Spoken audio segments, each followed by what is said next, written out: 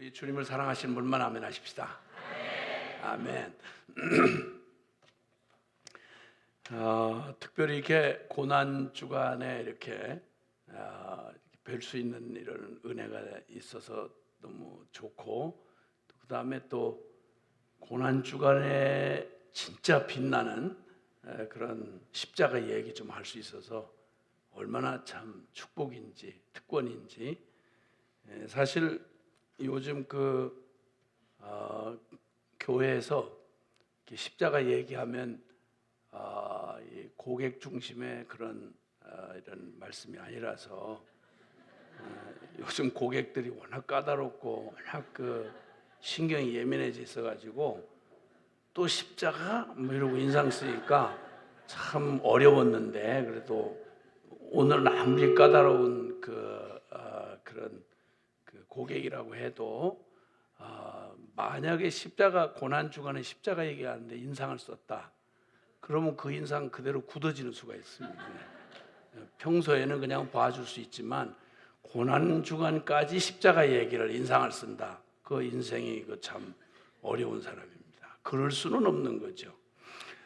그래서 오늘 주님이 특별히 우리를 위해 고난 당하신 한 주간, 특별히 그 고난을 묵상하는 주간에 특별히 그 주제로 또 말씀을 나눌 수 있는 기회를 주셔서 얼마나 감사한지 정말 감사하고, 또 들으러 나와주신 여러분이 또 그렇게 고마울 수가 없어요. 또 이거 뭐 혼자 말하는데 아무도 없으면 그것도 여간 힘든 일이 아닌데 이렇게 나와주셔서 너무 감사하고, 어쨌든 그러나 오늘 저나 또 여러분이 주인공이 될 수는 없고, 오늘 이 정말 우리의 참되신 주인공이 되셔야 할 우리 주님이 정말 높아지시고 또 그분이 일하시는 그런 복된 순간이 되기를 바랍니다. 먼저 하나님의 말씀을 좀 받도록 그렇게 하겠습니다. 고린도전서 2장에 있는 말씀인데요.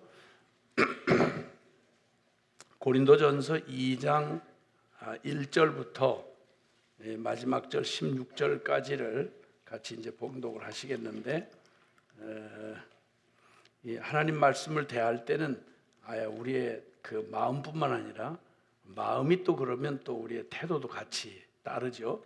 그래서 하나님 말씀을 대할 때는 너무 서두르지도 말고 또 급히 읽어치우고 그 다음에 뭐 그 다음 좀 얘기 좀 듣자 뭐 이런 태도로서는 안 되고, 정말 이 말씀 주님이 선포해 주신 이 말씀을 내 생명으로 받겠습니다 하는 마음으로 성령께서 이 말씀을 우리가 또박또박 마음을 기울여서 받들어 읽을 때 성령께서 역사하시거든요.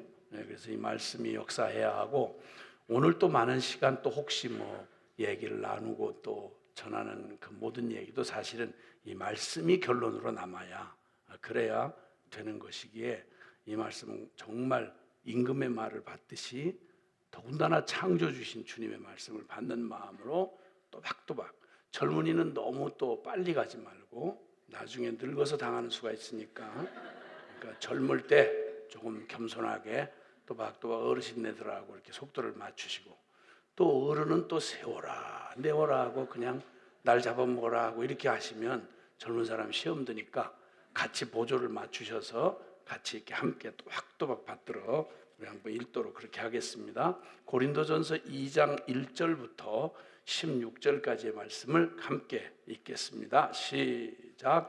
형제들아, 내가 너희에게 나아가 하나님의 증거를 전할 때에 말과 지혜의 아름다운 것으로 아니하였나니, 내가 너희 중에서 예수 그리스도와 그가 십자가에 못 박히신 것 외에는 아무것도 알지 아니하기로 작정하였습니다.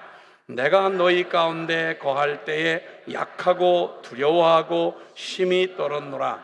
내 말과 내 전도함이 설득력 있는 지혜의 말로 하지 아니하고 다만 성령의 나타나심과 능력으로 하여, 너희 믿음이 사람의 지혜에 있지 아니하고 다만 하나님의 능력에 있게 하려 하였노라.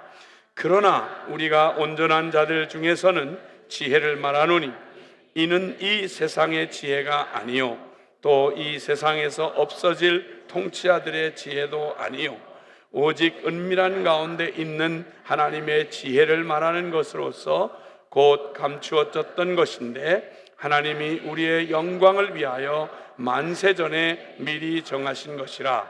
이 지혜는 이 세대의 통치자들이 한 사람도 알지 못하였나니 만일 알았더라면 영광의 주를 십자가에 못 박지 아니하였으리라. 기록된 바 하나님이 자기를 사랑하는 자들을 위하여 예비하신 모든 것은 눈으로 보지 못하고 귀로 듣지 못하고 사람의 마음으로 생각하지도 못하였다 함과 같으니라. 오직 하나님이 성령으로 이것을 우리에게 보이셨으니 성령은 모든 것 곧 하나님의 깊은 것까지도 통달하시느니라. 사람의 일을 사람의 속에 있는 영 외에 누가 알리요? 이와 같이 하나님의 일도 하나님의 영 외에는 아무도 알지 못하느니라. 우리가 세상의 영을 받지 아니하고 오직 하나님으로부터 온 영을 받았으니 이는 우리로 하여금 하나님께서 우리에게 은혜로 주신 것들을 알게 하려 하심이라. 우리가 이것을 말하거니와 사람의 지혜가 가르친 말로 아니하고 오직 성령께서 가르치신 것으로 하니 영적인 일은 영적인 것으로 분별하느니라. 육에 속한 사람은 하나님의 성령의 일들을 받지 아니하나니 이는 그것들이 그에게는 어리석게 보임이요 또 그는 그것들을 알 수도 없나니 그러한 일은 영적으로 분별되기 때문이라. 신령한 자는 모든 것을 판단하나 자기는 아무에게도 판단을 받지 아니하느니라. 누가 주의 마음을 알아서 주를 가르치겠느냐? 그러나 우리가 그리스도의 마음을 가졌느니라. 아멘. 아멘. 아멘. 요즘에도 그 뉴스거리를 몰고 다니는 사람들, 그런 뉴스메이커들이 많죠. 뭐 연예인이든 정치인이든 또 아니면 또 거친 사건을 저지르든 뭐 차마 입에 담을 수 없는 일들을 저지르고 다니든 어쨌든 이 뉴스를 몰고 다니는 그러한 사람들이 많이 있습니다. 어떻게 하다 보니까 저도 몇 살 먹질 않았는데 어떻게 살다 보니까 이제 뉴스에 이렇게 뉴스거리가 되는 그 현장에 멀리 남의 얘기를 이렇게 신문에서만 보던 그런 일들이 아니라 그냥 그 뉴스 현장에 있는 그런 일들이 그냥 너무 가까이 피부에 와닿게 금방 이렇게 겪었던 분들이거나 아니면 그런 일들이 또 뉴스의 중심이 돼서 온통 막 그냥 떠들어대고 막 신문과 또 TV 뭐 이런 데서 막 이러는 걸 보면서 야, 그 참 지금도 혹시 관심 있는 분들은 아시겠습니다만은 그 대북 선교를 많이 이렇게 섬기시던 캐나다에 그 임현수 목사님이라는 분이 20여 년 동안 그렇게 참 특별한 애정을 가지고 북한 사역을 열심히 섬기셨던 분인데 방금 그분이 북한에 들어가기 전에 잠깐 저랑 만났다가 또 북한에 예정대로 하고 나와서 만나기로 약속을 했는데 그만 오늘 갑자기 뉴스에 뜬 거예요. 다른 사람은 몰라도 그분을 손을 댔다는 말은 북한 당국이 조금은 정도를 지났어. 항상 뭐 정도가 지나친 건 늘 뭐 어제 오늘의 일이 아닌데 그분에게 손을 댔다는 말은 상당히 조금 예상치 않은 심상치 않은 그런 느낌이 들고 또 그분 떠나기 전에 특별히 좀 기도 부탁을 하면서 예전과 같질 않습니다. 늘 뭐 날마다 그냥 협박 공갈 뭐 불받아 뭐 마냥 이랬지만 예전과 같질 않습니다. 기도를 부탁드립니다 하고 금방 헤어져 간 지 얼마 안 됐는데 그만 북한에 억류당한 걸로 지금 이렇게 돼 있고 기도를 많이 해 주셔야 되는 그런 상황입니다. 왜냐하면 북한의 선한 뜻으로 지금 연관된 사역이 한두 가지가 아니라서 그분을 손댄다는 말은 그 모든 일과 연관된 분들이 함께 또 이렇게 되어지는 일이라서 예측 불허의 그러한 그런 돌발적인 행동을 하는 그런 아직은 아직은 어린 사람이 뭐 갑작스레 그렇게 세습으로 정치 권력을 한번 맛보면, 멀쩡하던 사람도 권력을 한번 맛보면 사람이 이렇게 맛이 이렇게 가는 법인데, 이게 도대체 나이 몇 살 안 됐는데 충동적으로 행동하는 저 일이 어떻게까지 번질지 하는 얘기가 좀 사뭇 조심스럽고 기도의 끈을 놓기가 참 어려운 그런 일입니다. 생각나시면 좀 기도해 주시면 참 좋겠습니다.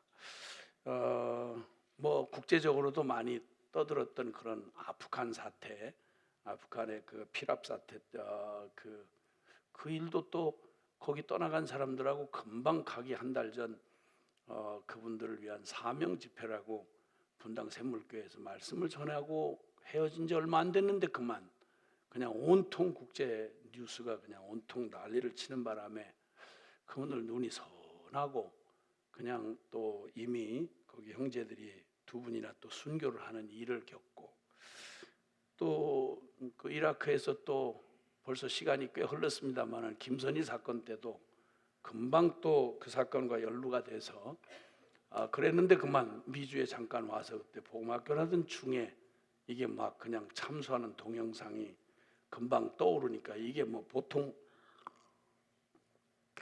참 충격이 아니었습니다. 이게 와, 어쨌든 자, 이렇게 참 온 세상이 관심을 두고 막 이렇게 주목을 하는 일들의 한복판에 이렇게 되어졌는데, 우리 그 예수님 당시에도 예수님께서 아주 뉴스거리를 몰고 다니시는 분이셨습니다. 근데 특별히 예수님이 그렇게 사람들의 관심을 그냥 지나칠 수 없도록 그냥 아주 충격적인 뉴스메이커가 돼가지고 이렇게 하셨던 그 핵심 내용이 바로 뭐냐면 다른 게 아니고 십자가였습니다. 십자가만 아니었으면 그렇게 크게 그렇게 사람들에게 막 충격적인 뉴스가 될 거는 아니었는데 그랬습니다. 어쨌든 주님의 십자가 사건이 하여튼 갈보리 언덕에서 주님이 죽으시고 부활하신 후에 이제 좀 잠잠해지는가 했습니다. 왜냐하면 거기 그때 당시 유대인들과 그리고 바리새인 제사장들, 이런 종교 또 정치 권력자들이 아주 그냥 그 뉴스에 초점이 돼 있던 예수님을 십자가에 못 박아 죽이고 나면 그러면 잠잠해질 줄 알았습니다. 왜냐하면 다 해봐야, 사람 인생 다 해봐야 너 죽여, 그럼 절절배잖아요. 그죠?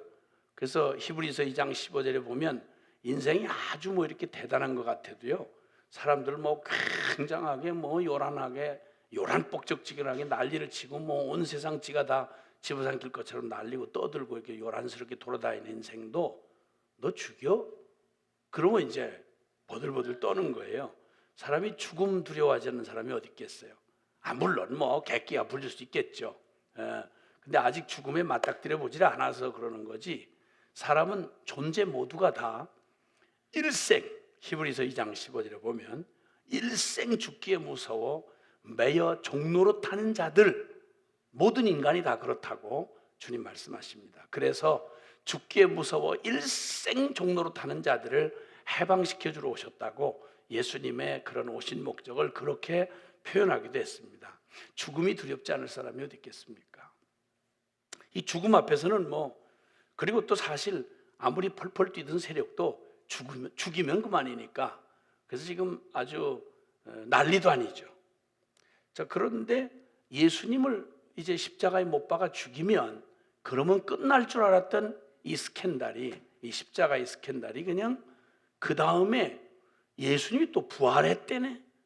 그리고는 이 십자가 부활 얘기를 또 그 제자들이 겁을 먹고 막 절절매고 계집종 말 한마디에서 3번씩 부인하던 베드로를 위시해서 주님의 그 촌스러운 제자들이, 그 두려움에 떨던 제자들이 도대체 무슨 일이 있었길래 이 사람들이 막 겁없이 이 십자가 부활 얘기를 막 이렇게 퍼뜨리는 바람에 예수님 때는 예수님 한 분만 잡으면 될 것만 안 줄 알았는데, 그 다음에는 오순절 마가의 다락방에서 성령이 강림하셔가지고 그 초대교회 120문도가 그 성령이 임하신 그 오순절 사건 이래로 이 사람들이 도대체 무슨 일이 있어서 이렇게 바뀌었는지 온통 막 갔다가 막 그냥 온 사방을 쑤시고 다니는데 그냥 이들이 이르는 곳곳마다 이 십자가의 이 주제가 멀쩡히 그 사람들과 사회와 그리고 그 시대를 그냥 두질 않는 거예요. 난리도 아니었습니다. 그 사람들은 무슨 밥을 안 먹고 모래를 먹는 사람도 아니고 걸어다니지 않고 공중에 날아다니는 사람 아니었습니다. 똑같이 먹고 마시고 또 그리고 또 약하고 겁 많고 인간이었어요. 하는 일이 똑같았어요. 그런데 딱 한 가지 그들을 구분하는 게 있었다면 그들이 놀랍게도 이 십자가라는 받을 수도 그리고 들을 수도 없는 이 이상한 얘기를 가지고 세상을 다 요란스럽게 하는 거예요. 그리고 이 어리석고 미련하게 보이는 십자가 얘기를 슬금슬금 퍼뜨리고 다니는데 이게 그냥 무슨 객 없는 소리 같으면야 별게 아니겠는데 이들이 그 얘기를 하고 지나간 자리에는 아마 인생들이 막 통째로 뒤집어지는 거예요.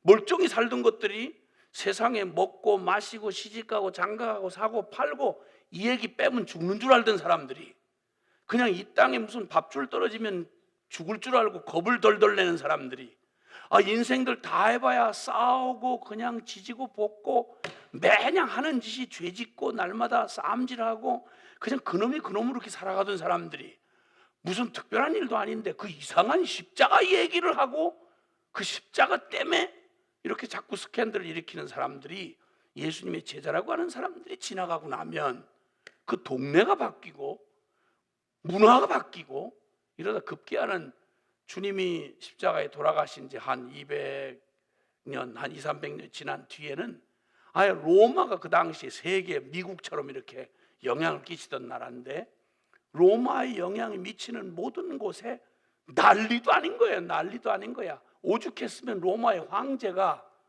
기독교를 이 십자가 얘기하는 이상한 무리들을 향해서 온 전 로마 전역을 이 기독교를 십자가의 이 기독교를 국교로 선언을 할 수밖에 없는 상황이 되고야 말았습니다. 그때 모든 뉴스를 일으키는 모든 핵심은 다른 게 아니라 십자가였고 기독교를 말할 때 그 기독교의 다른 얘기 그 사람들은 예배당을 희한하게 지었다더라 건물이라든지 조직이라든지 아니면 그 사람들 무슨 생활 습관이라든지 이런 게 주제가 안 됐고 예수 믿는 사람이 성공했다든지 국무총리가 됐다든지 대통령이 됐다든지 이런 따위의 얘기가 아니고 이때 온통 세상을 막 뒤흔드는 기독교라고 하면 긴말 유명한 그곳에 목사님이 대단히 설교를 잘하고 어느 교회가 어마어마한 세계에서 제일 큰 예배당을 짓고 이런 따위 얘기는 요만큼도 안 나오고 그 당시에 세상을 요란하게 하고 천하에 퍼진 연병이라 그러고 그리고 세상을 그냥 견딜 수 없게 만드는 천하를 어지럽히는 자들이라고 말할 만큼 충격을 주는 뉴스의 초점이 뭐였냐면 십자가였습니다. 십자가. 이 십자가 얘기를 가지고 스캔들을 일으키고 다니는데 베드로라는 사람 별 볼 일 없는 어부 출신이었습니다. 예수님 따라다닐 때 아무리 폼을 잡고 야단을 했어도 그도 역시 너 예수당이지 하는 말 한마디에 죽음의 공포 앞에서 절절매고 예수님을 3번이나 부인했던 사람입니다. 더군다나 또 바울이라는 사람은 예수 믿느니 허접한 얘기하고 십자가 이상한 얘기하는 이런 자들은 잡아 죽여야 된다고 그러면서 스데반을 때려 죽이고 쫓아다니면서 이웃 나라까지 쫓아다니면서 완전히 그 정신병자 같은 십자가 얘기하는 것들 다 잡아 죽여야 된다 이러고 설치고 돌아다니다가 나중에 무슨 일이 있었길래 횟가닥 뒤집어져 가지고 이 사람이야말로 갈라디아서 6장 14절에 그가 스스로 말하기를 그러나 내게는 그리스도 예수의 십자가 외에는 결코 자랑할 것이 없나니 아멘. 십자가 말고는 날 건드려 봐도 난 십자가 밖에는 얘기할 게 없다 이렇게 말하는 사람이었습니다. 그리고 오늘 읽은 본문에도 그는 나타나지만 여기 말하지만 고린도 교회를 향해서 하는 말 가운데 내가 너희 중에서 예수 그리스도와 그가 십자가에 못 박히신 것 외에는 아무것도 알지 아니하기로 작정하였다 난 너희에게 나갈 때 말의 지혜나 대단한 연설 능력이나 굉장한 학적 수준이나 뭐 굉장한 쇼맨십 가지고 너에게 나간 게 아니고, 나는 너에게 갈 때 내 말과 내 전도함이 설득력 있는 지혜의 말로 하지 아니하고, 그렇게 한 이유는 오직 십자가만 전했는데, 그런데 여러분 교회가 생겨났습니다. 그리고 그 문명이 바뀌고 그냥 온 그 나라가 뒤집어지는 역사가 일어납니다. 가장 미련하고 거리끼고 그리고 거칠기 짝이 없는 십자가 얘기, 그 무식해 들리는 그 십자가 얘기 듣고 무슨 그런 일이 있단 말입니까? 어쨌든 모든 뉴스의 초점은 그 당시에 이 요란스럽게 하고 휘젓고 돌아다니던 기독교는 다른 말로 세상을 요란케 하지 않았고 십자가 얘기했습니다. 그리고 이 사람들의 특징은 다른 말로 특징 지을 게 없었습니다. 십자가를 얘기하는 사람들이었습니다. 그 일이 그토록 그 시대를 뒤집어 놓았고, 그리고 그 중동 한 귀퉁이에서 일어났던 그 십자가 얘기가 로마를, 온 세계를 지배하는 로마를 벌컥 뒤집어 놓았고, 이것이 세계사의 항상 중심의 흐름이 돼서 그것의 부침과 그 부침이 그냥 그것이 힘을 잃었을 때, 그것이 또 힘을 강하게 발휘할 때 세계 역사가 다 영향을 받도록, 전 세계가 영향을 받도록 한 이야기의 중심은 십자가였습니다. 중세의 그 전 세계를 암흑 가운데 밀어넣었던 중세 암흑 시기에도, 그때에도 세계 역사의 흐름을 바꿔놓은 종교개혁이라는 말도 다른 얘기 아니라 그 중심이 바로 십자가였습니다. 이렇게 이런 이 십자가의 복음이 이렇게 온 세상에 이 충격적인 그런 스캔들을 일으키고 그런 도전을 할 수 있었던 그 힘은 다른 게 아니고, 이 십자가가 이렇게 그 무슨 어린애도 어린애한테 말하기도 좀 그럴 만큼 어리석게 보이고 그렇게 밀어내게 보이는 그 십자가 이야기가 이토록 사람들에게 있어서 큰 충격과 그런 결과들을 가지고 왔다고 하는 데에는 필경 그 뭐가 있는 겁니다. 사실 여러분, 우리 인생사에 우리의 관심을 끌만한 뭐 뉴스거리들, 또 개인적으로 여러분의 삶에 크고 작은 많은 일들이 있지 않습니까? 사건들이 있었고요, 그렇죠? 뭐 남에게는 뭐 해도 여러분 자신에게는 여러분의 생애 가운데 그런 크고 작은 많은 사건들이 있고, 뭐 어떤 건 두고두고 기념할 만큼 그렇게 중요한 사건들도 있고, 어떤 거는 정말 뭐 사람들 다 크고 작은 일들 많이 있지만 합해 보면 그런 거 아니겠어요? 나고 늙고 병들고 죽는 이런 얘기, 먹고 마시고 시집가고 장가 사고 팔고, 그 중에 조금 누구보다 좀 성공을 하고 뭐 좀 관직에 오르고 돈 좀 벌었고 하는 얘기들, 뭐 그랬다가 좀 실패했다든지 뭐 어려움을 겪었다든지 대부분 그 얘기 아니겠어요? 자, 그런 수많은 우리 인생에 스쳐 지나가는 많은 크고 작은 사건 가운데 아마 인생 최대의 사건을 말하라고 하면, 모르면 몰라도 적어도 여기 계신 분들에게는 모르면 몰라도 살아계신 하나님이라는 분을 만난 사건, 이게 아마 여러분 생애의 최대의 사건이라 아니할 수가 없습니다. 잠깐 인생 100년도 못 채우고 살다가 가는 인생이 천지를 창조한 조물주 되신 거룩한 하나님을 감히 죄인이 만났다, 그런데 살아있다, 이거야말로 어마어마한 기적이고 충격입니다. 여러분, 사건 중에 최고의 사건입니다. 그리고 우리 생애 최고의 기적을 혹시 또 말하라고 한다면, 그것은 이 살아계신 하나님의 말씀이 내 삶에 성취되는 그런 기적, 이것이 내가 이 세상에서 겪을 기적 가운데 가장 경이로운 기적이라 아니할 수가 없을 것입니다. 왜냐하면 이 하나님 만나는 사건이라고 하는 건 우리가 뭐 돈을 벌 수도 있고 잃을 수도 있고 건강할 수도 있고 또 병들 수도 있고 뭐 시집장가 갈 수도 있지만 그것 때문에 또 어려움을 당할 수도 있고, 애 낳는 기쁨에 막 동네 사람 불러다가 돌잔치하고 했지만 그 애 때문에 너무너무 고생을 하고 저게 어디서 나왔나, 그리고 고생을 하는 또 그런 그냥 반항기에 접어든 청소년 자식들을 두고 고생을 어마어마하게 하는 그런 분들도 많이 계시지 않습니까? 그렇죠? 돌잔치 할 때만 생각해도 무슨 이런 날이 있을 거라고 누가 생각했겠습니까? 예. 자식들 때문에 고생을 많이 하시는 그런 부모님들에게 심심한 위로 말씀을 드립니다. 그거 참 보통 일이 아닙니다. 그게 그 짧은 인생에 그놈들하고 막 시비 걸고 막 난리를 치고 살아있는 것 같지도 않은 날들, 그 얼마나 어려움을 많이 겪습니까? 애들 때문에 또 막 고통당하면 그게 잠시 고통으로 끝나지도 아니하고 이게 일 저지르고 막 상황 복잡하게 꼬이게 만들어 놓으면 여러분 그거 헤어나오지 못하고 평생 고생하는 수가 많습니다. 여러분 많습니다. 우리 다 만날 때는 다 아무 일도 없는 것처럼 웃고 이렇게 인사하고 다 밝고 뭐 할렐루야 서로 축복하고 이러지만 솔직히 딱 돌아서면 솔직히 뭐 웃을 일만 있습니까? 낮 있으면 밤이 있는 거고 좋은 날 있으면 괴로운 날도 있는 것처럼 여러분 웃는 얼굴 그 이면에 여러분 누구한테도 참 보여줄 수 없는 그 얼룩덜룩 이렇게 눈물 자국 있지 않습니까? 그렇죠? 물론 행복하시죠. 물론 행복하시죠. 그럼요. 행복하시죠. 부부도 또 멋있게 또 부부처럼 이렇게 가서 남 앞에서 이렇게 부부처럼 누구보다도 행복한 것처럼 이러지만 솔직히 여러분 가만히 조용히 앉아 있을 때 내 생애 최악의 선택 그러면 그놈이 왔다 갔다 하지 않습니까? 삼가 조의를 표하는 바입니다. 그냥 그러려니 하고 사세요. 그냥 뭐 어쩔 수 없어요. 기왕 만난 걸 어떡하겠습니까?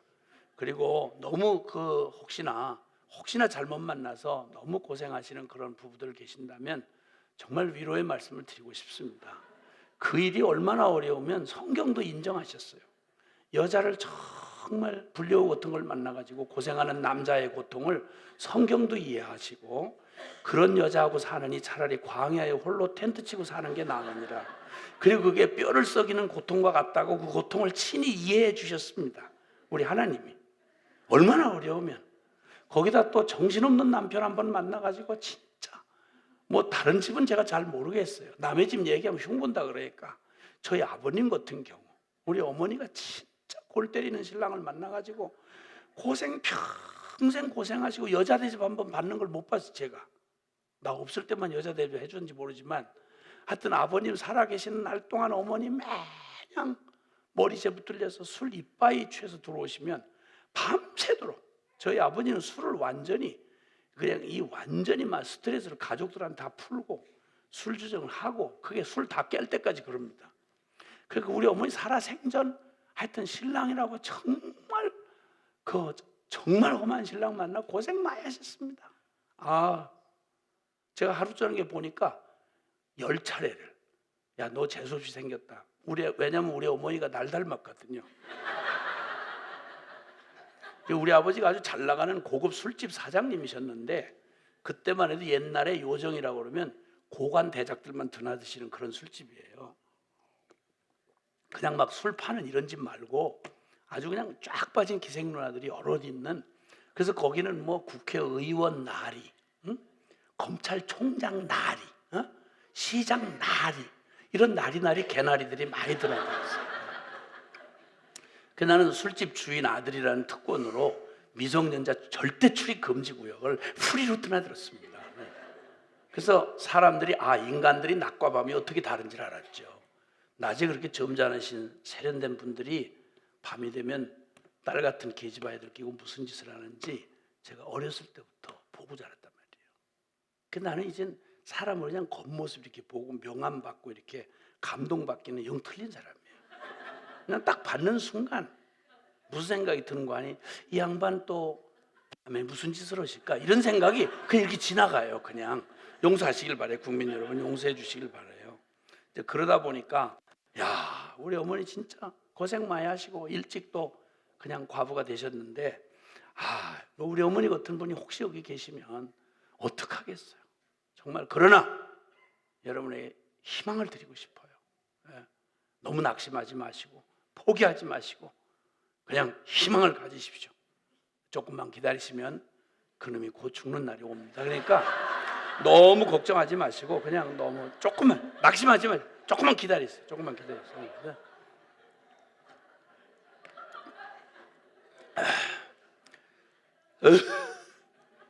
어떤 분은 또 하나님 말씀은 다 잊어버리고 자기가 듣고 싶은 얘기만 들으니까 이 말을 그대로 아멘을 해가지고 이 기쁜 소식은 또 전하지 않으면 못 견디잖아. 이런 속성이 있잖아. 기쁜 소식은. 그렇죠?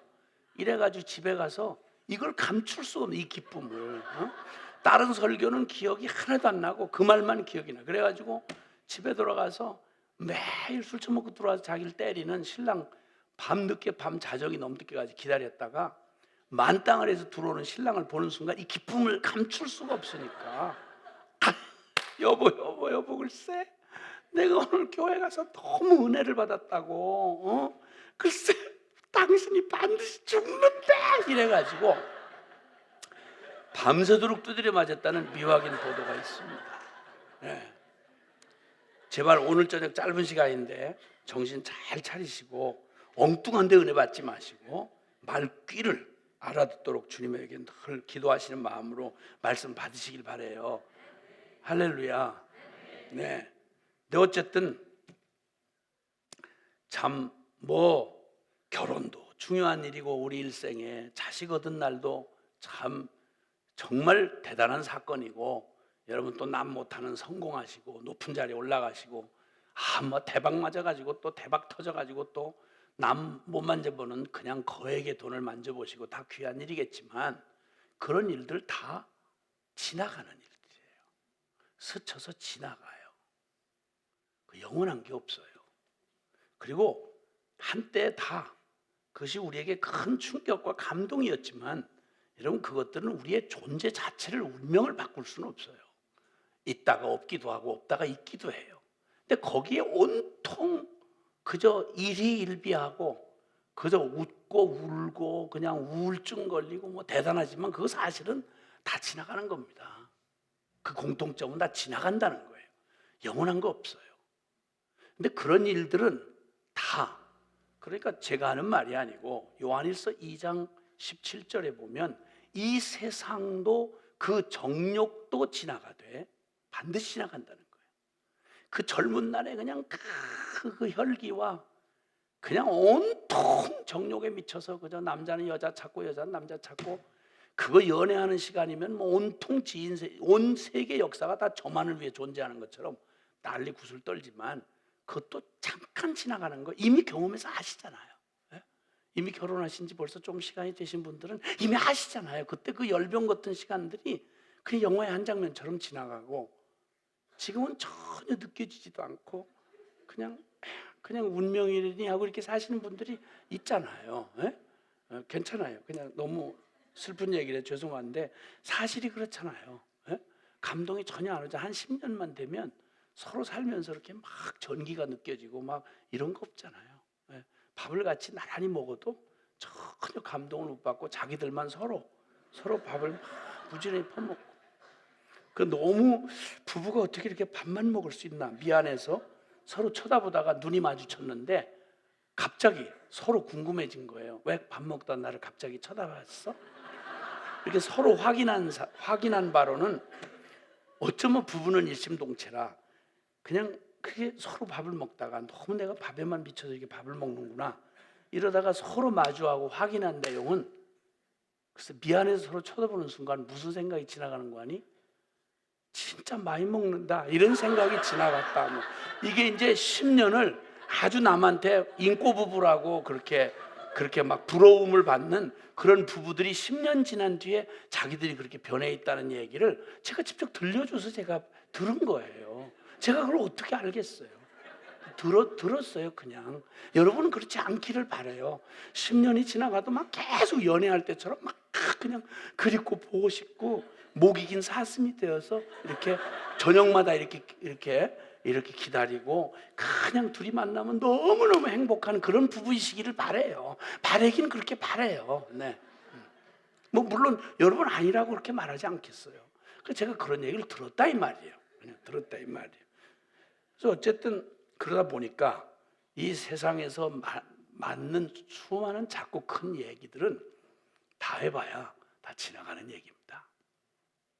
한때 여러분이 뭐 그렇게 남에게 주목받으면서 좀 세속적으로 생긴 외모 하나 가지고 무사람의 시선을 다 한 몸에 받고 잘난 척하고 이렇게 다니는 것도 여러분 조금만 시간 지나면요 그 불혹의 나이라는 말이 있어요. 나이 40만 되면 유혹 받을 것도 없고 줄 것도 없다 이런 말이에요. 그게 그렇기 때문에 그거 다 해봐야 그 뭐 세상 뭐 인물 가지고 하나 이렇게 해봐야 나이 40이면 인물의 평준화가 일어나는 법이에요.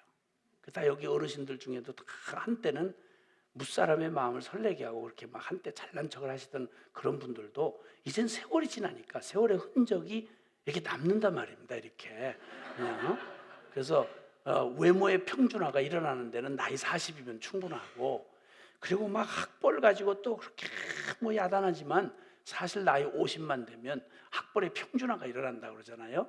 나이 50 지나면 이제 명퇴 순위가 학벌 좋을수록요, 호봉 높을수록 연봉 높을수록 명퇴 순위가 1위예요. 1위. 그래서 지금 한국에는 저 비싼 아파트들 있는 동네에 보면 지금 한참 일할 50대인 사람들이 운동을 하루 종일 해요. 이렇게 운동을 하루 종일 한다는 말은 출근 안 했다는 말이잖아요. 많아요. 그럼 많아요. 정말 저 어디 저 이렇게 고급스러운 아파트 있는 데 가보면. 그리고 또 아무리 몸 관리를 신경을 쓰셔도 나이 60이 넘으면 건강의 평준화가 일어납니다. 그래서 굳이 인체 해부학을 안 배우셔도 나이 60만 넘으면 아침에 일어날 때마다 관절마다 소리를 질러요. 나도 관절이야! 이렇게 소리를 지르는 바람에 몸뚱이가 참 많은 관절로 돼 있다는 걸 누구나 다 알 수 있어요. 연구할 필요가 없어요. 그냥 그렇게 돼요. 그래서 아무리 몸 관리를 많이 하셔도 조심하셔야 돼요.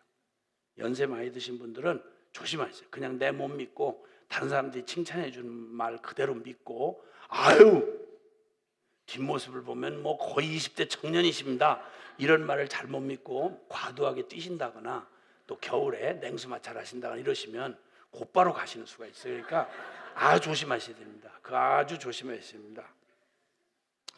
이런 크고 작은 일들을 막 그걸 또 인생의 자랑인 양 잠깐 지나가는 거에 막 의미를 부여하고, 그걸 또 못 가지면 또 우울증 걸리고 조울증 걸리고 막 자기 연민에 빠지고, 이렇게 울고 불고 할 일이 다들은 사실 다 대등소이하게 나고 늙고 병들고 죽어요. 석가모니만 해도 이걸 깨달았죠. 교회 안 나온 석가모니도 이 정도는 다 알았어요. 그 다 인생사가 다 비슷하다는 걸 그 다 알았다고요.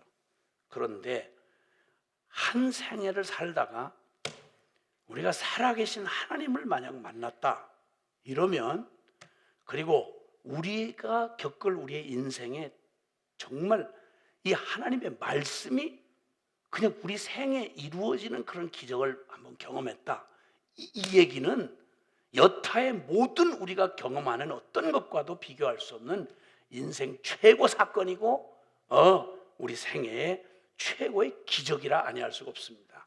왜냐하면 이렇게 딱 하나님을 만나고 나면 여러분 그냥 뭐 상황 바뀌는 정도가 아니라 우리의 존재가 저주에서 축복으로 바뀌고 죽음에서 부활로 바뀌고 우리의 운명이 죄인에서 의인으로 바뀌고 잠시에서 영혼으로 바뀌고 심판에서 영생으로 바뀌는 일이 일어납니다. 그러니까 예수를 믿었다, 이 십자가의 복음을 만났다 하는 얘기는 여타의 그냥 인생에 경험할 수 있는 한 번의 사건이나 충격 따위와는 비교가 되지 않는 얘기다 이 말입니다. 자, 이렇게 주님께서 이제 예수님이 이 땅에 오셨을 때 아무도 그를 제대로 알아보는 사람들이 거의 없었습니다. 심지어는 그 기적같이 자신의 몸을 통해서 예수님을 이 땅에 오게 한 통로가 되었던 성모 마리아조차도, 마리아도 나중에는 헷갈릴 정도였습니다. 완전한 인간이 되어서 인간이 되어 오신 예수 그리스도를 자기 자식으로 키우도록 하나님이 육신 되어 오셨다는데 그냥 보통 육신이 된 게 아니라 똑같은 거예요. 사람하고 똑같아.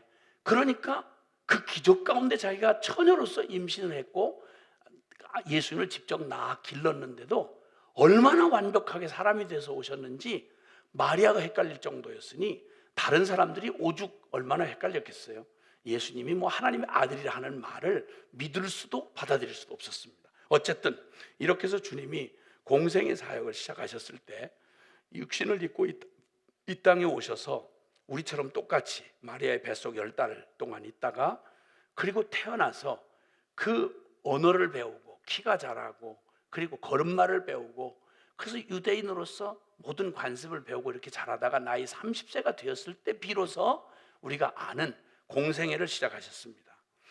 예수님의 그 3년 반의 공생애를 통해서 우리는 성경에 최소한으로 기록된 기적, 또 하나님의 그런 말씀들, 이런 것들을, 이거는 여기에다 그냥 그저 엑기스만 그저 간신히 여기다 그냥 이렇게 모아놓은 것이, 그걸 다 풀어서 기록하려고 그랬으면 이 세상에 그 기록한 책을 두기가 어려울 거라고 성경이 말을 했어요. 그러니까 어마어마한 기적, 그리고 그 주옥 같은 하나님의 진리의 말씀들, 그리고 도대체 누구도 범접할 수 없는 그 완전한 인격을 가지신 예수님의 그 인격, 원수들도 흠을 잡을 수 없을 만큼 완벽하셨던 그 주님이 그 3년 반의 짧은 공생애를 통해서 주님이 당신의 어떠하심을 드러내 주셨습니다. 그때에 주님이 보여주신 예수님의 생애 가운데 가장 사람들을 막 단체로 충격을 몰아넣었던 기적이 있는데, 수많은 기적 가운데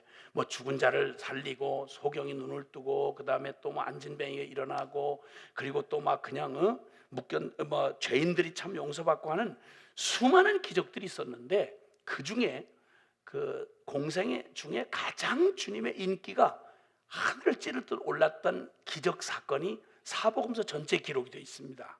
그게 바로 베세다 뜰에서 주님이 오병이어의 기적을 보여주신 때였습니다. 남자 숫자만 5,000명이었습니다.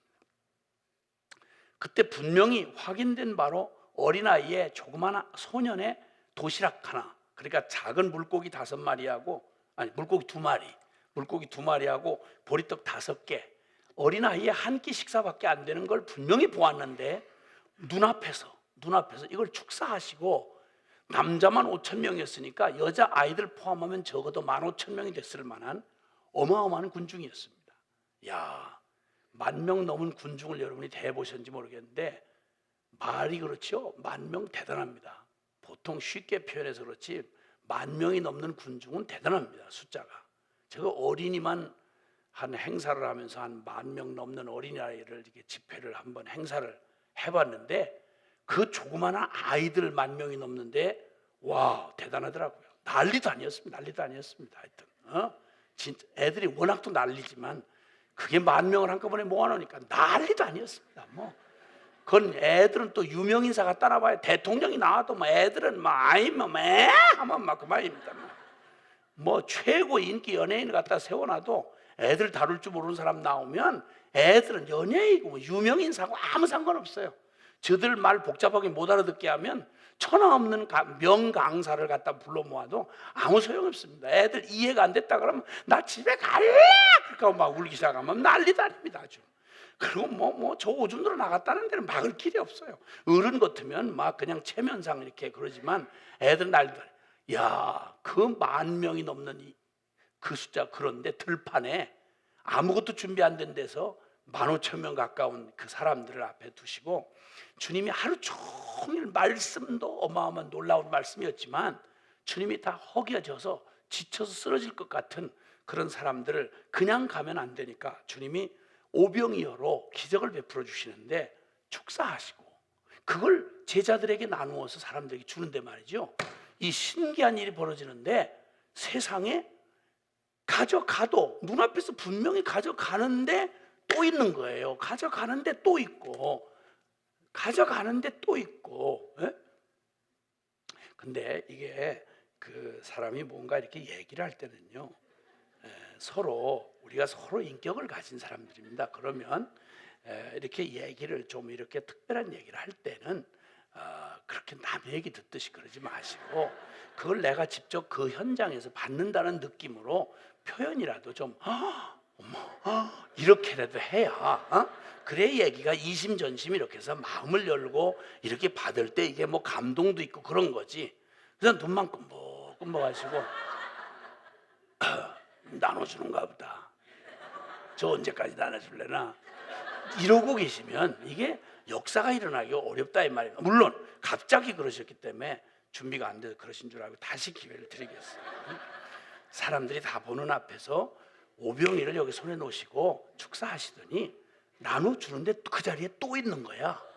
너무 감사해. 너무 감사해. 진짜 오늘 저녁 아주 예감이 너무 좋습니다. 아주 너무 좋아요. 이렇게 열린 마음으로 들으실 때 주님이 역사하실 수 있는 거예요. 약간 좀 억지스러운 거 빼놓고는 진짜 너무 좋았어요. 아주 너무 좋았어요. 예, 너무 좋았습니다. 이렇게 해가지고 그냥 세상에 다른 사람들이 다 나중에 더 이상 먹으라고 해도 막 신경질 낼 만큼 마음껏 배가 터지게 먹고 나중에 더 먹으라고 해도 막 짜증냈어요. 그걸 어떻게 아느냐고? 아니 덜 먹은 사람이 있으면 12광주리를 거기다 담아놨을 때 그냥 두겠어요 그걸? 더 먹으라고 해도 싫다고 막 갖다가 막 버리고 그냥 이런 게 12광주리나 거둘 정도였으니까 아주 배가 터지게 각자가 막 충만하게 먹은 거예요. 이런 기적이 일어났을 때 그때야말로 사람들이 최고 열광을 했습니다. 예수님의 공생의 3년 반 동안 수많은 기적들이 있습니다. 안진뱅이가 일어나고 막 죽은 사람이 일어나고 이랬지만 그때는 전부 다 대부분의 사람들은 구경하는 기적이었어요. 그렇잖아요? 안진뱅이가 일어나면 나머지 사람들은 다 구경하는 거잖아요. 기적은 놀라운 기적인데 아우 놀랍다. 참 저 사람은 좋겠다. 아유 나도 좀 다리를 못 쓰고 나올 걸. 뭐 이런 생각을 하지 않겠어요. 그러니까 그런 기적이 많이 일어나도 전부 구경하는 것밖에 안 되니까 간접 경험밖에 안 됐단 말이에요. 그런데 오병이어만큼은 한 사람도 구경꾼이 없었어요. 한 사람도 구경꾼이 없이 모두가 다 자기들이 기적의 수혜자야. 자기 직접 기적의 떡을 자기가 먹는 거예요. 자기가 먹고 기적의 생선을 자기가 먹는 거예요. 이러니까 난리도 아니었습니다. 이러자 드디어 사람들이 열광을 하던 나머지 어디까지 갔냐면 저 예수를 임금 삼자 이거예요. 우리가 기다리던 메시아 같으다. 저런 메시아면 우리가 더 걱정이 없겠다. 아니 뭐 세상에 이 빈들판에서 5천 명이 넘는 사람들을 남자만 5천 명이 넘는 사람들을 먹일 수 있는 저 실력이면 저 사람이 만약 우리 임금 되면 더 바랄 게 뭐 있겠냐. 그래서 뭐니 해도 사실은요 사람들한테는 먹는 겁니다. 그래서 교회는 어떻게 하든지 음식을 많이 해주셔야 됩니다. 그래서 은혜를 못 받으면 밥이라도 많이 먹어야 그런데 이게 참 이렇게 될 수 있기 때문에 언제든 교회는 항상 모일 때마다 뭘 먹는 게 있어야 됩니다. 이게 아주 중요한 거예요 그게. 그래서 예수님도 먹는 데에서 사건이 많이 일어났어요. 예수님도 늘 먹는 게 얼마나 우리한테 중요한지를 아시기 때문에 늘 말씀만 이렇게 막 생짜배기로 말씀만 하시지 않고 이제 먹는 걸 많이 이렇게 하셨더랬어요. 어쨌든 그렇게 해서 막 열광을 하는데 이 사람들이 예수님에 대한 열광이 초점이 예수님이 그들에게 오신 목적과는 다른 거예요.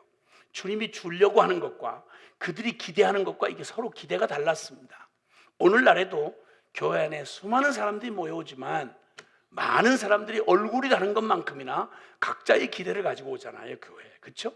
다 각자의 기대와 소원들을 가지고 온단 말이에요. 근데 그 기대가 하나님이 우리에게 주시고자 하는 기대와 딱 맞아 떨어지면 좋겠는데 서로 이게 안 맞을 때가 많은 거예요.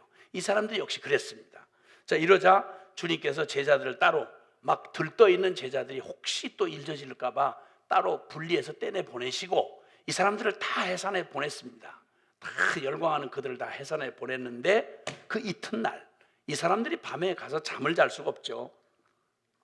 그 기적의 현장을 봤는데 어떻게 잠을 자겠어요?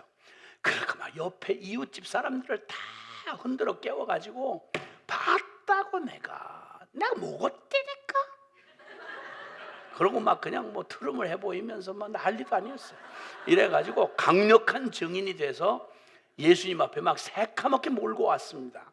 이렇게 하면 오늘날 우리 교회 표현으로 말하면 부흥이에요. 부흥.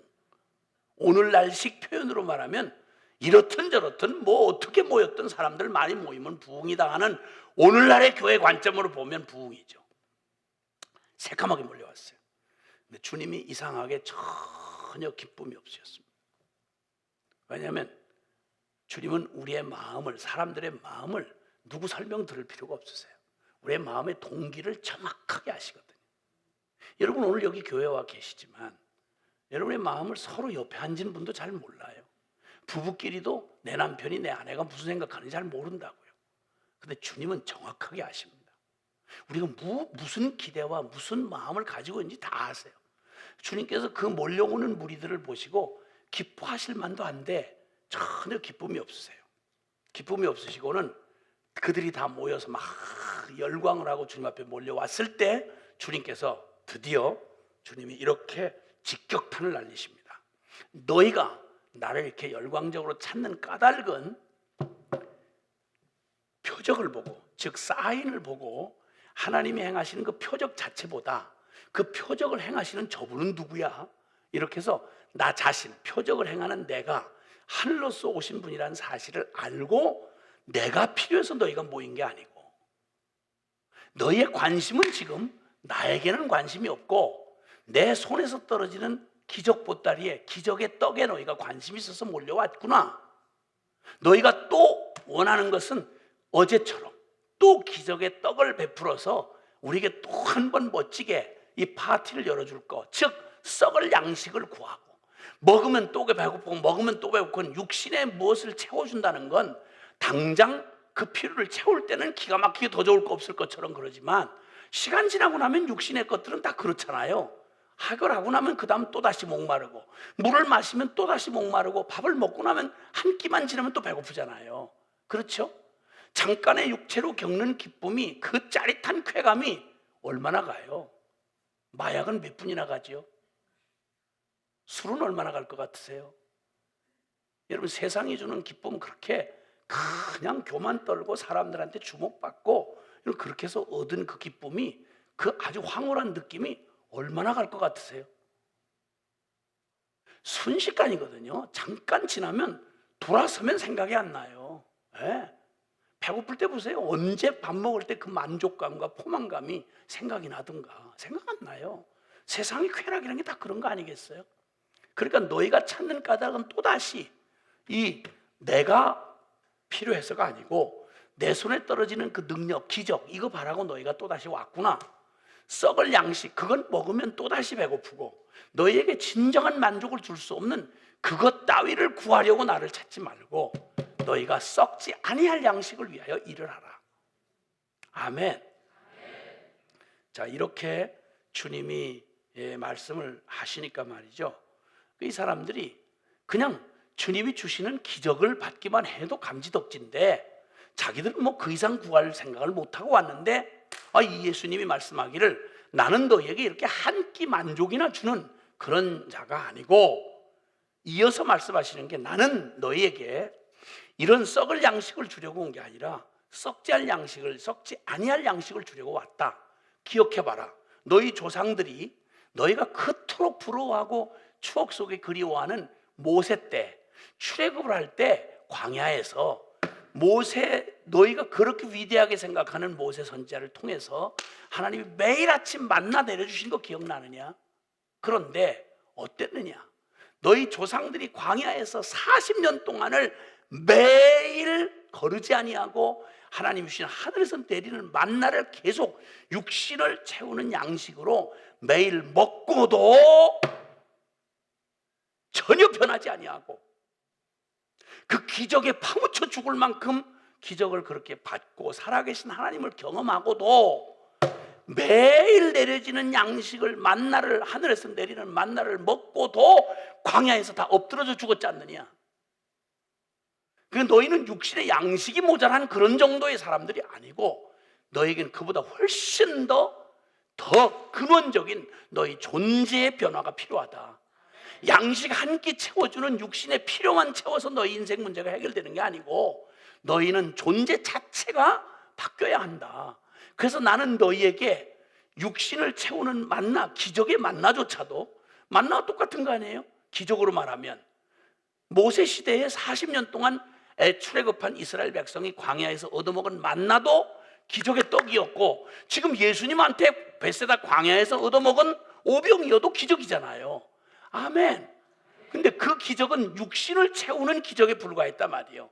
너희에게는 그런 기적이 필요한 게 아니고, 그 기적 없어서 너희가 지금 불행한 게 아니고, 너희에게는 너희가 알지 못하는 더 근원적인 필요가 있다. 너희에게는 너희 생명의 문제가 있는데 나는 그 영원한 이 기적의 떡이 한 끼 양식이 너희의 육신의 힘을 한 끼 분량만큼 채워줄 수 있지만 나는 너희에게 영원한 생명의 떡이 되기 위하여 오셨다. 나를 믿는 사람, 내 살을 먹고 내 피를 마시는 자는 육신의 생명 이 정도가 아니라 영원한 생명을 얻게 하려 함이라. 아멘. 자, 그러니 영적인 일을, 영이라고 하는 세계를 전혀 알지도 못하고 그저 오직 짐승처럼 본능으로 태어나서 영이 죽어서 하나님을 알지도 못하고 영적인 것도 모르는 그들이, 육신밖에는 모르는 그들에게 주님이 이 영적인 음성이 알아들을 리가 없었습니다. 알아들을 수가 없었어요. 그러니까 그 얘기를 딱 듣자 예수님이 전해주시는 그 태도는 다른 게 아니고, 나는 너에게 이 육신에 잠깐 한 끼 양식을 주러 온 자가 아니요 내 살을, 내 피를 너희를 위하여 내 살을 찢고 내 피를 쏟아, 즉 다시 말하면 주님의 생명을 희생해서 너희에게 죄에 묶여 영원한 지옥 형벌 받을 수밖에 없는, 죽음에 무서워서 평생 종로로 타다가 지옥 심판받을 수밖에 없는 너희의 죄된 생명을 내가 다시 영원한 하늘의 생명을 주기 위하여, 너희를 위한 영원한 생명을 주기 위한 희생의 제물로 왔다라는 이 십자가의 비밀한 중심한 메시지를 그들에게 들려주신 겁니다. 그럼 다 이해를 할 수 없어도 우선 그냥 생각해봐도, 아니 그냥 공짜로 떡 하나 얻어먹은 것도 감사해서 그것만 기대하고 왔는데 그것 정도 주는 게 아니라 다 못 알아듣겠지만 내 인생의 가장 근본적인 문제, 내 영원한 존재의 문제를 해결해 주러 왔다 그러면 다 이해를 못해도 감사해야 될 거 아니겠어요? 그렇죠? 우리 그냥 상식으로 생각을 해봐도, 그런 놀라웠게도 여러분 이게 요한복음 6장에서 일어난 일인데요, 여기서 이 얘기를 주님이 말씀하시니까 이 한 끼 기적을 바라고 왔던 그들에게 영원한 진짜 기적이 뭐냐? 너희가 하나님과 원수되어 죄인이었던 너희가 살아계신 하나님을 만나고 영생을 누리는 진짜 기적을 너희에게 베풀어 주러 왔다 라고 주님이 말씀하시니까 놀랍게도 그게 화근이 돼가지고 알아들을 수 없는 십자가의 얘기가 불쑥 튀어나오는 바람에 이때부터 그렇게 열광했던 사람들이 예수님의 곁을 다 떠나갑니다. 다 떠나가요. 그때 주님이 제자들에게, 너무 안타까우신 주님이 남은 제자들에게 묻습니다. 너희도 나를 떠나려느냐? 그랬더니 그때 베드로 형님이 참 드물게 한번 정답을 한번 날려드렸죠. 평소엔 자꾸 이상한 얘기 해가지고 망신당하고 그러는 분 형님인데 그때는 아주 정답을 날렸습니다. 영생의 말씀이 주께 있사오니 우리가 주를 떠나 어디로 가오리까? 영생의 말씀이 주께 있사오니 우리가 주를 떠나 어디로 가오리까? 이렇게 베드로의 고백이 그렇게 드려졌습니다. 그때 주님께서 이 기가 막힐 역사의 진짜 전무후무한 기회였죠. 생각해 보세요. 하나님이 사람이 되어 오셔서 그 베세다 뜰에서 그 기적을 본 사람들에게는, 역사에 그런 기회를 가질 사람들은 전에도 없었고 후에도 없었습니다. 실제 살아계신 하나님이 구주가 되기 위하여 육신을 입고 성육신 하셔서 직접 오셔서 그들에게 눈앞에서 말로만 듣는 얘기가 아니고 직접 오병이어를 축사하시고 그걸로 5,000명이 넘는 사람들을 직접 먹이시고, 그리고 그 기적을 받았던 사람들에게 당신이 친히 육성으로 십자가의 비밀을 얘기해 주실 때, 이거야말로 세상에 역사의 전무후무한 기회를 받았던 사람들 아니겠습니까? 성육신하신 하나님이신 예수 그리스도, 그분을 경험하는 자리였습니다. 그 자리가. 그런데 안타깝게도 그저 썩어질 떡 한 끼 얻어먹고 주님을, 나중에는 이렇게 시작된 갈등이 결국 예수님의 말씀을 깊고 심오한 십자가의 진리를 알아들을 수가 없으니까, 기적은 여러분 안 믿는 사람이면 누구나, 육신에 속한 사람도 눈앞에 기적이 돼 물로 포도주 만드는데 그걸 뭐 굳이 믿고 자시고 할 게 어디 있겠어요? 이 기적은 믿든 믿지 않는데 큰 중요하지 않습니다. 안진뱅이가 일어서고 뭐 죽은 자가 일어나는 일이야 누구나 열광할 수 있습니다. 교회에 오셔서 수많은 기독교적인 감동과 체험들 하실 수 있습니다. 교회 문화에 익숙해질 수 있습니다. 3대 4대 모태신앙만 되면 교회 빠삭해집니다. 성경 얘기 좀 몇 년만 10년 20년 듣고 나면 목사님 설교 들을 게 별로 없잖아요. 졸다가 중간에 한 번씩만 들어도 대지소지 결론 다 알고 무슨 얘기인지 다 알잖아요. 또 기대감도 없이 그냥 종교 보험 들은 것처럼 그냥 예배당 왔다 갔다 할 수 있단 말입니다. 그러면서 여전히 나는 모태신앙이고, 그러면서 나는 여전히 교회 직분자고, 그러면서 나 대단히 신학 좀 알고, 이러면서 흉내내는 일, 여러분 몇 년만, 이게 눈썰미 있는 사람은 몇 년만 경험하면 예배당 다 하는 얘기 뻔해요. 이게 뭐 그렇게 신기할 게 있겠어요? 교회 생활을 어렵다고 할 거 없어요. 근데 놀라운 건 30년, 40년을 믿고도 기가 막힌 건 말입니다. 이 복음의 본질 한번, 이 어마어마한 살아계신 하나님을 만나는 이 엄청난 십자가의 이 진리, 초대교회 전체의 스캔들의 중심이 십자가였고, 바울과 베드로를 그냥 온통 편히 못 살게 만들었던 핵심이 십자가였고, 예수님도 지금 그 어마어마한 기적에 열광한 사람들이 수없이 달려오다가 예수님 다 열광하고 제자 되겠다고 한 사람들입니다. 그런데 십자가 얘기만 나오면 희한하게 사람들이 원수가 돼버리는 거예요. 결국 그들이 주여주여하고 열광하던 사람들 손에 의해서, 오늘날로 말하면 예배당에 있는 직분자들 통해서, 3대 4대 모태신앙들을 통해서 예수님이 십자가에 못 박혀 죽었다는 이 역설적인 이야기를, 여러분 이게 남의 얘기처럼 들을 수가 없는 겁니다. 어쩌면 예수님의 가장 원수짓을 할 사람이 예배당 안에서 어쩌면 열심히 예수님을 믿는 것처럼 하고 앉아 있을 수도 있다는 얘기입니다. 이게 바로 그 시대의 비극이었습니다. 다른 얘기는 다 기적이고 다 말씀이고 다 들으면 알죠. 신학적인 지식 얼마든지 할 수 있죠. 신학교 나와서 박사학위도 받을 수 있죠. 그런데 이상하게 십자가 사건만큼은, 이상하게도 십자가만큼은 여전히 아무런, 십자가하고 한 번도 충돌해 본 적이 없이, 십자가하고 아무런 의미 있는 부딪힘 한 번 없이 여전히 믿는 것처럼 직분도 하고 심지어는 사역자도 되고, 이렇게 살아가는 일이 예배당 안에 그렇게 많더란 말입니다. 여러분, 바로 이 베스다의 뜰에서 있었던 일처럼 그 엄청난 열광을 하면서 주님을 임금 삼겠다고 했던 자들이, 주님이 그렇게 열광하는 그들에게 주님이 네가 구하는 것보다 나는 더 완전한 걸 주겠다고 말하는 십자가의 그 깊고 심오한 진리를 얘기하니까 알아듣는 놈도 없고, 못 알아들으면 겸손하게 알아듣도록 도와달라고 부탁하면 될 텐데, 이상하게 이 죄인의 본성은 못 알아듣는 데 그치질 않습니다. 나중에는 예수님을 귀신 들렸다고 하고 욕을 하고 떠나갔습니다. 이게 바로 요한복음 6장부터 시작되는 벳세다 사건, 예수님의 공생의 사역에서 가장 인기 절정을 찍고 그 다음에 곧바로 십자가로 배척당하는, 그 배척당하는 시기가 시작된 게 바로 요 벳세다 오병이어 사건이었습니다. 너무 이상하지 않습니까?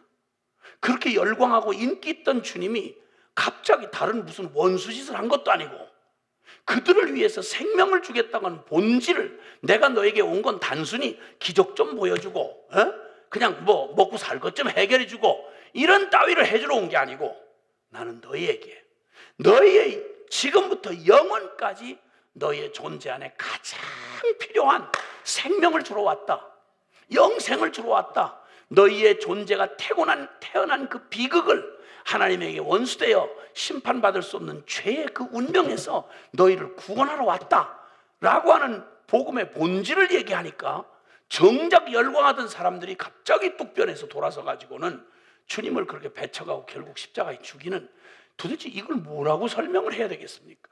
이 기가 막힌 일이 예수님의 생애 가운데 일어났습니다. 사랑하는 여러분, 여기서 주님께서 이 놀라운 얘기를 말씀하시면서 우리 요한복음 6장으로 한번 가보시면 좋겠습니다. 요한복음 6장을 한번 찾아보실까요?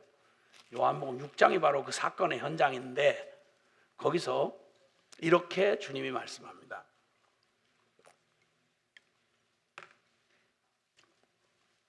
예수님이 십자가에 관한 얘기를 하시는데 너무 어렵게 말씀하셨어요. 내 살을 먹고 내 피를 마시는 자. 6장 54절 한번 보실까요? 53절 54절 시작. 예수께서 이르시되 내가 진실로 진실로 너에게 이르노니 인자의 살을 먹지 아니하고 인자의 피를 마시지 아니하면 너희 속에 생명이 없느니라. 내 살을 먹고 내 피를 마시는 자는 영생을 가졌고 다시 살리리니. 아멘. 아멘. 여러분이라도 받기가 참 어려운 말이겠죠, 그렇죠?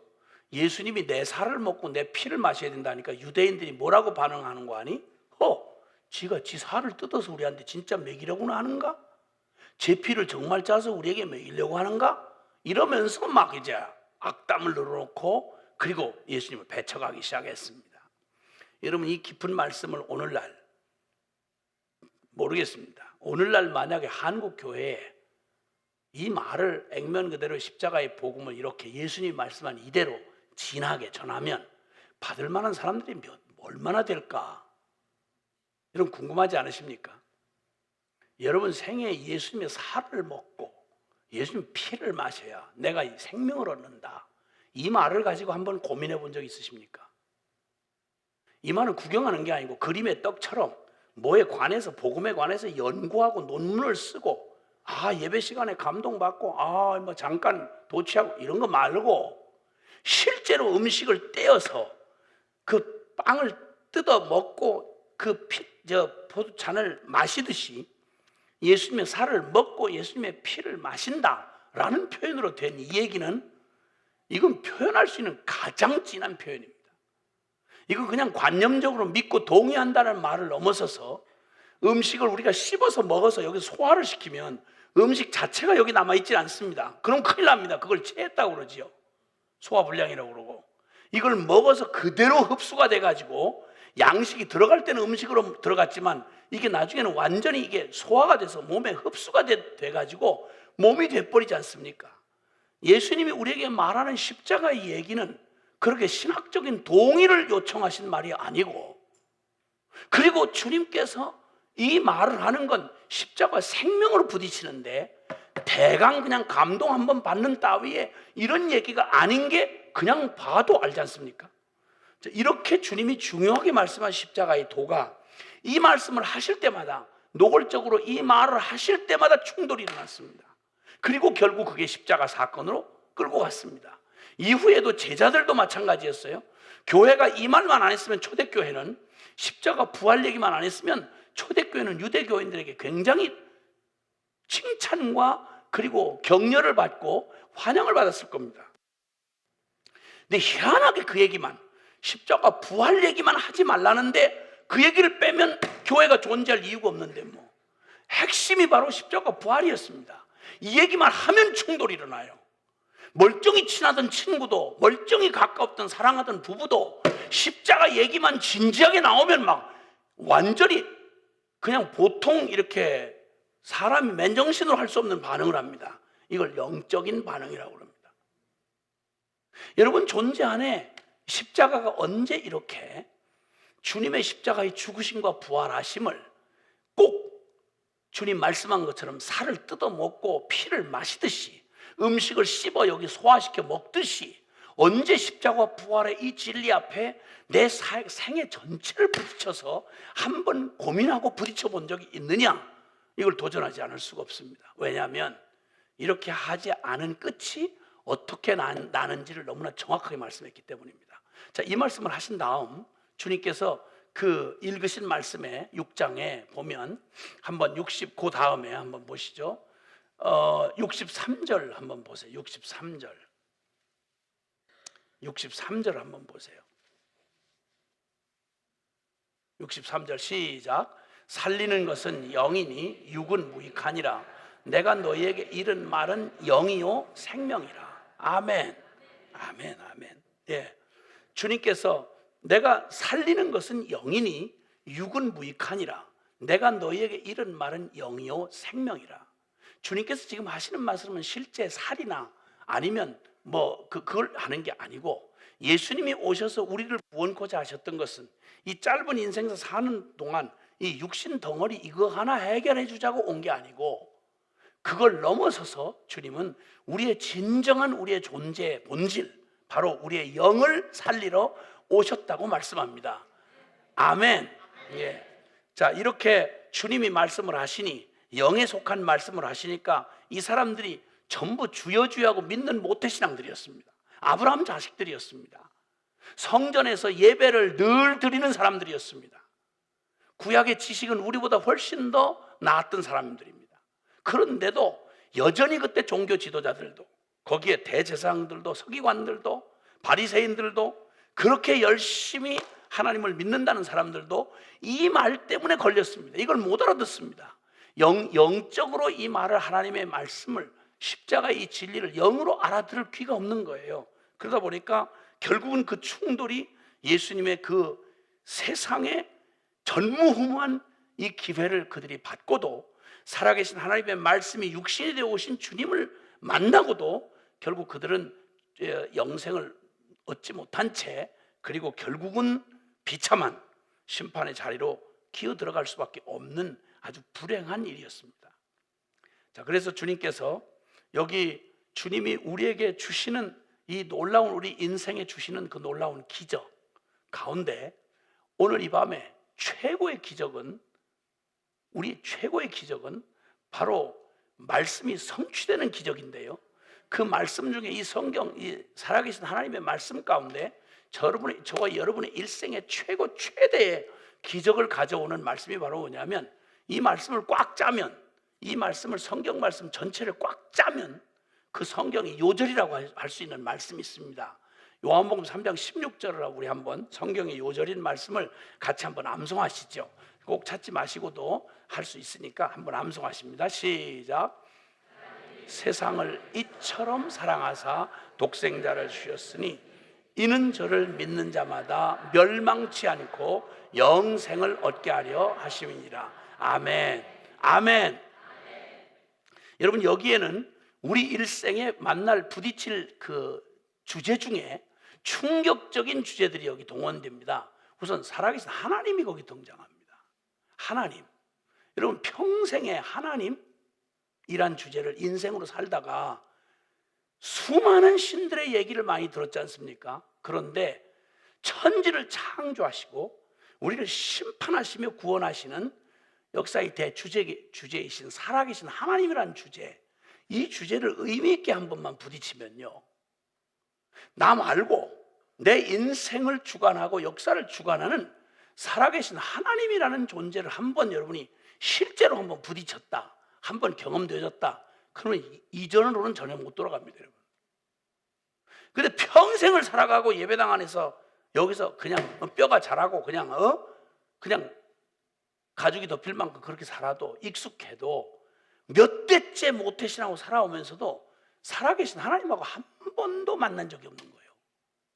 예배도 드리고 성경도 배우고 다 하는데 하나님하고, 살아계신 하나님하고 만난 적이 없어. 부딪혀 본 적이 없는 거예요. 근데 이 성경은 하나님의 이 영원하신 이 말씀, 내가 너에게 이른 말이 영이요 생명이라. 왜 영이요 생명인고 하니, 이 성경은 세상에 존재하는 어떤 경전, 이 세상에 존재하는 어떤 철학, 이 세상에 존재하는 어떤 이성과 지식을 만족시키는 많은 것들이, 지식을 다 갖다 모아놓은 그 모든 걸 갖다 놓아도 결코 거기서 결코 건들 수도 없고 다룰 수도 없는 주제, 성경만이 다루는 주제가 있습니다. 그게 바로 살아계신, 성경이 증언하는 살아계신 하나님에 관한 정보인 것입니다. 할렐루야. 네, 아멘. 그리고 세상을 이처럼 사랑하사, 그 하나님이 멀리 구천에 떠 있는 신이 아니라 이 세상을 밀접하게, 이 세상을 창조했을 뿐만 아니라 이 세상을 사랑하신다는 말입니다. 사랑한다는 말은 깊은 관심을 가지고 역사 속에 직접 개입하신다는 겁니다. 하나님이 내 인생에 개입을 했다. 하나님이 내 인생에 의미 있게 그의 손길을 닿았다. 여러분, 이렇게 되면, 하나님의 손길을 한번 경험하고 나면 여러분, 사람이 인생이 멀쩡히 그냥 살 수가 없습니다. 획각 뒤집어집니다, 여러분. 네. 그리고 멸망치 않는다, 영생을 얻는다. 영생이라는 주제만 해도 보통 일이 아닙니다. 제가 한번 어떤 그 한국에 최소한 40년이 지난 꽤 오래된 교회입니다. 부탁을 받고 집회를 갔는데, 모 교단에서, 한국의 이게 정통 교단들 중에 한 교단에서, 그 교회는 규모는 그렇게 큰 교회가 아닌데 굉장히 중요한 위치를 가지고 있는 교회입니다. 왜냐하면 그 교단 지도자가 거기서 그 교단을 대표하는 지도자가 두 분이나 나온 교회이기 때문에 그 교단에서 상당히 의미를 부여하는 교회입니다. 그런데 그 교회 부탁을 받고 이제 집회를 3일 집회를 했는데 3일 집회를 마치고 저는 뭐 다른 걸 제가 이렇게 뭐 전하는 이런 실력도 없거니와 관심도 없어서 저는 이제 십자가의 복음 뭐 이거 외에는 관심도 없고 또 뭐 그럴 내용도 제가 또 알지도 못하고 그래서 그냥 온통 가면 십자가 복음 얘기하죠. 그럼 복음 얘기하려면 주제가 가장 중요한 주제를 안 다룰 수 없는 게 하나님, 그렇죠? 예, 하나님. 우리 인생 가장 중요한 본질을 다루는 게 복음이니까 우리 인생 편에서 보면 죽음 문제 이거보다 더 중요한 얘기 어디 있겠어요? 여러분 얼마나 대단하게 사셨는지 모르지만 정확한 건요, 지금 이 시간 이후로 여러분이 굉장한 계획을 가지고 계셔도 여기 아무 계획도 여러분이 하신 계획 아무것도 보장이 안 돼요. 아무것도 보장할 게 없습니다. 돼야 되는 거지. 근데 한 가지 확실한 스케줄이 하나 있습니다. 그건 우리가 죽는다는 겁니다. 그러니까 가장 정해진 스케줄 중에 가장 확실한 스케줄은 죽음인데 인생에 있어서 죽음 문제보다 사는 것보다 더 중대한 문제는 죽음 문제예요. 죽음 문제. 예, 주님 말씀하잖아요. 네가 온 천하를 다 얻고도 네 목숨 하나 잃어버리면 무슨 유익이 있겠냐고. 아니 죽으면 무슨 소용이 있겠냐고. 미국 땅 이 캘리포니아를 다 차지하시고 등기 다 옮겼어. 미국이 다 막 난리도 아니야 막. 굉장한 그 다음날 죽었어. 그게 무슨 의미입니까? 그 이름을 옮긴 게 그 뭐 등기소에 이름 좀 옮긴 게 무슨 의미겠어요? 그게 얼마나 허망합니까, 여러분? 우리나라 유명 연예인이 목 매달고 딱 아침에 보니까 그냥 숨져 있는 거예요. 그 기가 막힌 미모에 사람들 인기 무슨 의미가 있습니까? 목 매달았는데. 그러니까 죽음 문제보다 더 중요한 문제 없어요. 근데 여러분 한번 죽음 문제 진지하게 해결 받으셨습니까? 죽음 문제. 다른 문제는 그렇게 똑똑하게 그렇게 신경을 쓰고 여러분 코앞에 닥친 문제들, 자식들 뭐 대학 문제, 뭐 결혼 문제 얼마나 신경 쓰시면서 실제로 그거 준비하고 계십니까? 그런데 죽음 문제 진지하게 한번 이 문제 해결 받으셨냐고요? 죽음 앞에서 진짜 전혀 두려움 없이 해결 받으셨냐고요?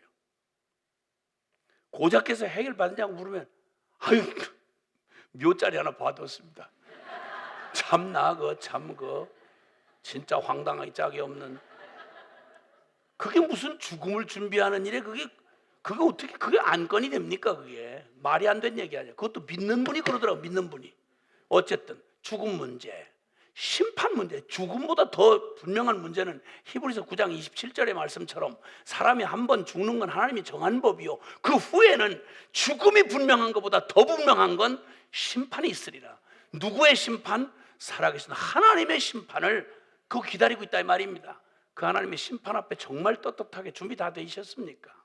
인생 아무리 멋지게 그럴듯하게 살아도 주님 앞에 심판날에 하나님의 심판에서 한번 훅 불어서 지옥으로 떨어지게 합당한 삶을 살았다면 평생 가장 확실하게 비참하게 산 겁니다.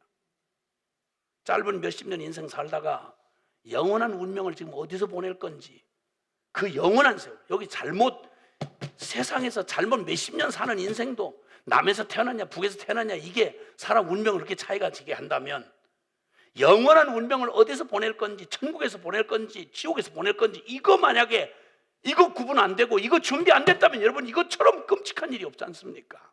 네? 거기다가 죄 문제는 어떡할 거예요?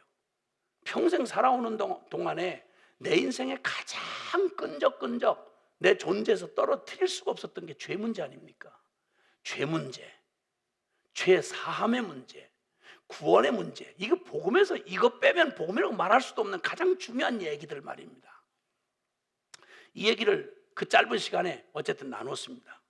근데 어쨌든 집회를 마치고 옷이 그냥 흠뻑 양복이 젖어가지고 땀에 젖어가지고 이렇게 하는데 한국 교회는 또 의전이 중요하니까 나는 막 얼른 가서 쉬고 싶은데 일단 의전상 그냥 못 가는 거예요. 그래서 당회장실로 일단 끌려갔습니다. 가서 당회장 목사님 여기 앉아 계시고 저 여기 앉아 있고 거기 8분의 그때 당시 8분의 장로님이 그 교회에 심호하고 있었는데 그 중에 수석 장로님 대표 되시는 제일 높은 장로님이 제 맞은편에 앉아 계시고 그 다음에 목사님이 가장 신임하시는 젊은 장로님이 뒤늦게 막 헐레벌떡 들어왔습니다. 이렇게 네 사람이 이제 마주 앉게 됐는데 이분이 들어와서 얼마나 충격을 받았는지 이분이 아마 집회 중에 충격이 임했던 모양이에요. 그러니까 앉지도 못한 채로 딱 들어서자마자 막 격앙된 표정으로 지금 이제 막 나는 숨을 고르고 이제 앉아서 이렇게 이제 인사하고 이제 가면 될 일인데 나는 또 내일 또 일정이 있으니까 빨리 가서 얼른 쉬었으면 좋겠는데 일단 의전상 앉았습니다. 그랬더니 이분이 딱 들어오더니 자기 뭐 안중에도 없어요. 거기 마주 앉으신 그 담임 목사님한테 뭐라 그런 거 하니 다짜고짜로 목사님 저 지금도 술 담배 정리 못한 주초 문제 해결 못한 장로인 거 뻔히 아시면서 저를 장로 시키신 거 목사님이 시키셨죠. 이러는 거예요. 대짜고짜. 이런 비밀을 자기들끼리 모여서 얘기를 해야지. 나 이런 데서 그러면 이거 얼마나 제가 당황하겠어요. 제가 나 술 담배 아직도 정리 못한 장로인 거 뻔히 아시면서 목사님이 나 장로 시키셨죠. 다짜고짜. 이건 도대체 목사님이 제일 신임하는 장로님이에요. 젊은 장로님인데